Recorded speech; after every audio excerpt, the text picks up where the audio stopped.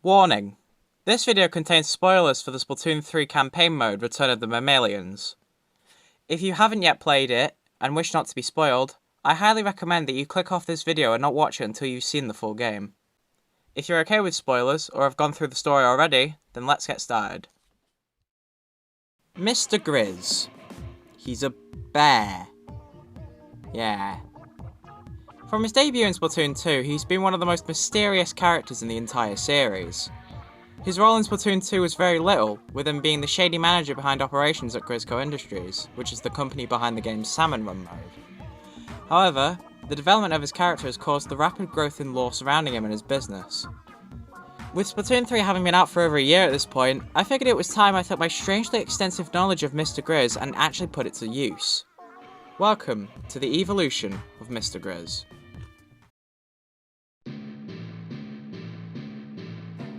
In Splatoon 2, Mr. Grizz debuted as the CEO of the in-game company Grizzco Industries, a company that employs Inklings in the collection of golden eggs from waves of invading salmonids attempting to attack Inkopolis.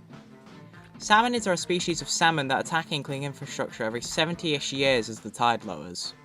As a player, you are tasked to land in salmonid territory and collect a quota of their golden eggs before time runs out. In exchange for these eggs, Mr. Grizz pays employees handsomely, giving out gear and cash regularly. Almost immediately, seems shady due to it fitting the definition of the Japanese term Barakugyo, or Black Company, as Mr. Grizz's almost caring personality is juxtaposed by the dangerous work that you are tasked with whilst working for Grizzco. In addition, some weapons used by Grizzco are heavily modified versions of turf war weapons, and it is implied that these modified weapons are produced and handled by the company illegally. Furthermore, the mystery of the identity of Grizzco's own CEO plagued the minds of players at the time. Who was Mr. Grizz? Theories at the time included him potentially being an AI, the human professor from 12,000 years prior to the game's events, one of the Octarians, or potentially a literal grizzly bear. One theory that held some weight was the theory that he was linked to Tartar, a character from the Octo expansion DLC. This link was made because both characters ask the player if they are ready to join something bigger than themselves in the localization of the game. That being the Promised Land in Tartar's case, and in Mr. Grizz's case, Grizzco. But what did it matter? Grizzco paid good amounts of cash and provided new exclusive pieces of gear every month of the game's lifespan. How could you not enjoy this mode? Oh, it's closed. Guess I'll come back later.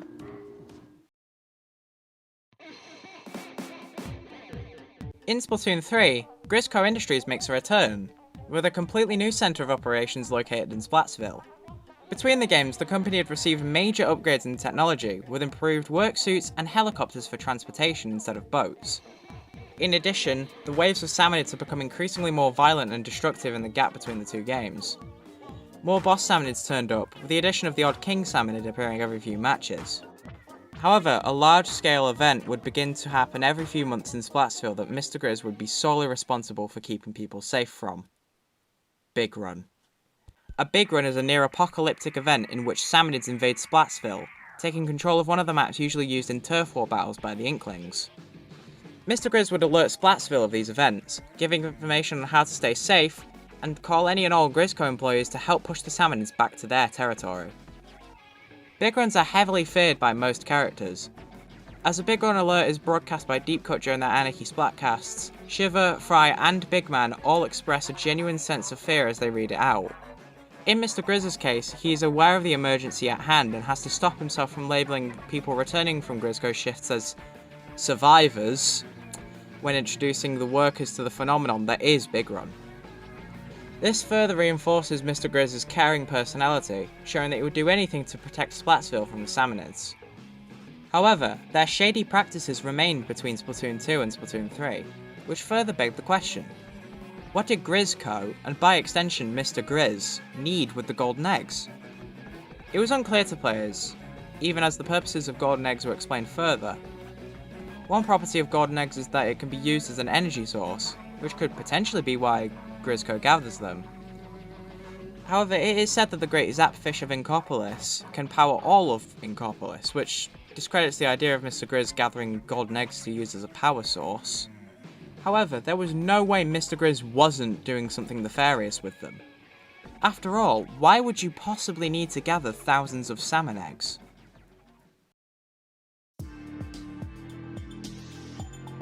To truly understand Grizz's true intentions, we must first look at the final days of humanity as they began to face extinction. Throughout the story campaign Return of the Mammalians, the player learns of the development of their surroundings, an abandoned human society named Alterna, which is found buried underneath the crater. It details the development of Alternan crystals, which are extracted from the bodily fluids of squids. These crystals would absorb the hopes and dreams of beings around them and begin to reflect them. After they were lined across the roof of Alterna, for example, they began to mimic the sky that had been seen by the human race decades prior. After the second generation of Alternans built a rocket named the Spirit Lifter to launch back out of Alterna, a chain reaction occurred, resulting in the cavern's walls shattering and destroying the human society. As the humans went extinct, the Alternan crystals fell into the waters below, allowing for the rapid evolution of marine life that resulted in the Splatoon games themselves. However, if you were to look back on the final days of humanity, more attempts to avoid extinction were made other than the humans escaping into Alterna. Another attempt to avoid their eradication was made by scientists planning to launch on a rocket named the Polaris.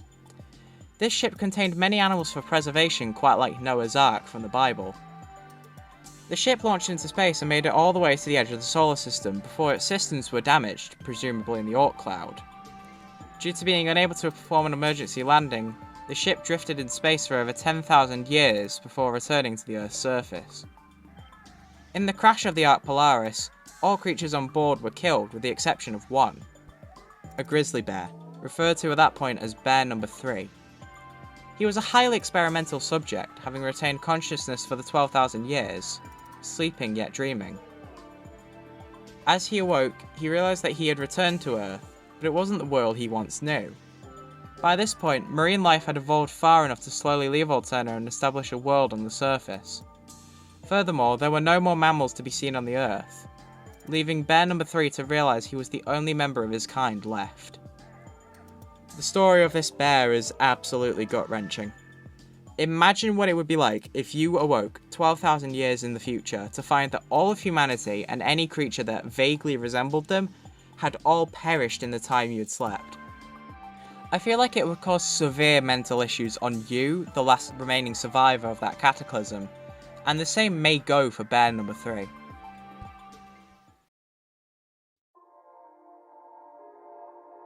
By now you probably have guessed who Bear Number 3 truly is, but if you haven't realised yet, Bear Number 3 is none other than Mr. Grizz.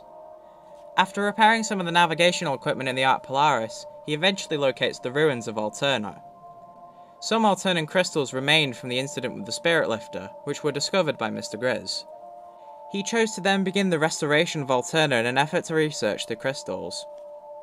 This research resulted in Mr. Grizz's discovery of the fuzzy ooze, made from compounding the Alternan crystals with his own fur and golden eggs retrieved from salmonids.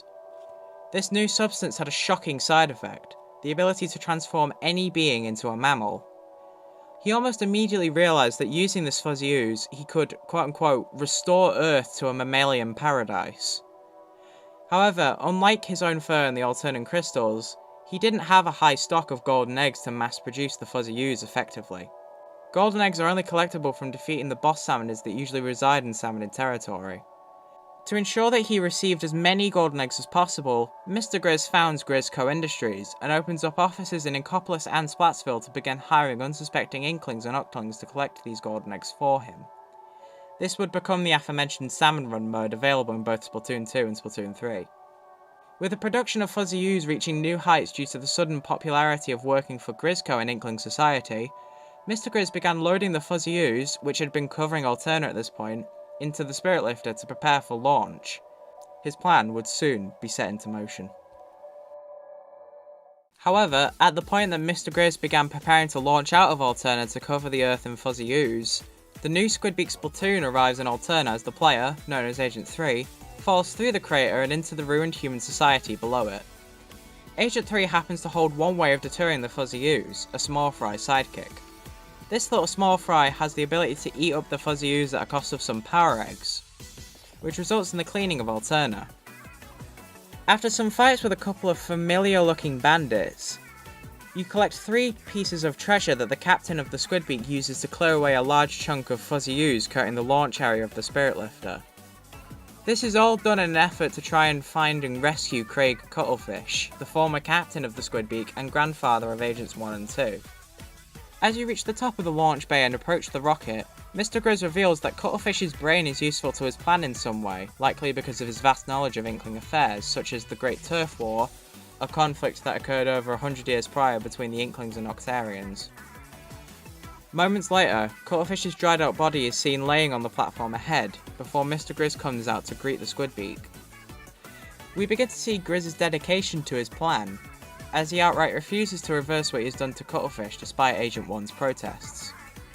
The Spirit Lifter launches soon after as Mr. Grizz begins to explain that the world, as they knew it, was going to come to an end.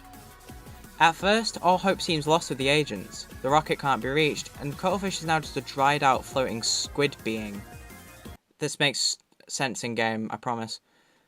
However, the bandits I briefly mentioned earlier return to the scene to help take Agent 3 up to the Spirit Lifter.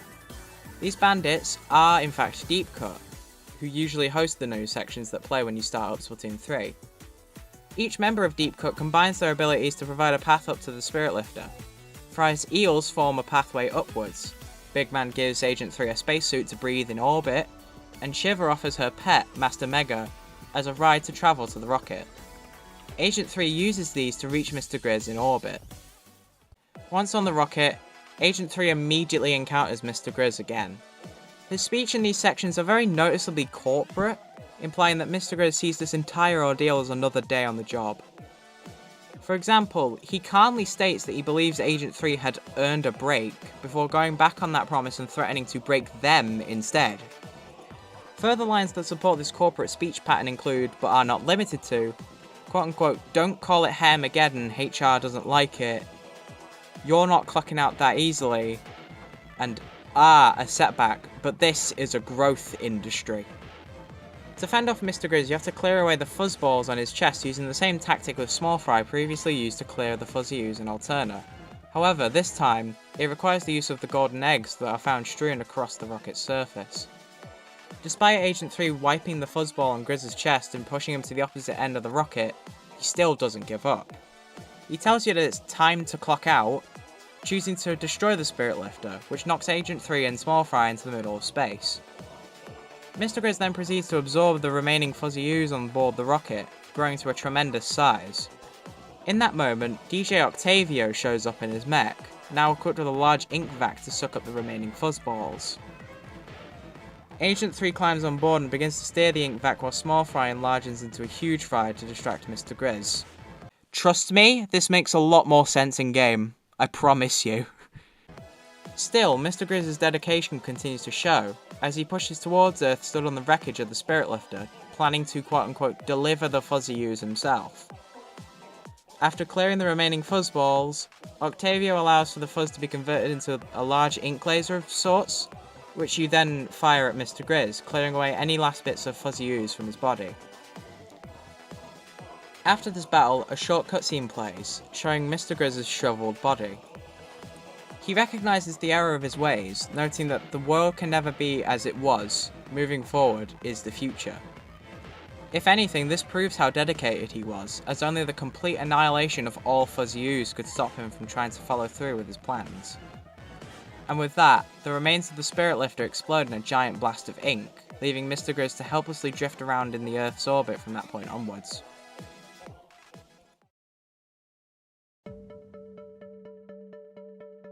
Despite the defeat of its CEO, Grizzco appears to still be in operation to this day. It isn't known for definite who has kept the company operating, but there are some theories. As for Mr. Grizz himself, I don't know what's next for him. Perhaps he'll just slip away into the history of Splatoon's lore, or maybe he'll make a comeback in a future campaign. However, as the self-proclaimed Mr. Grizz obsessive, I hope we hear about Mr. Grizz again in the future.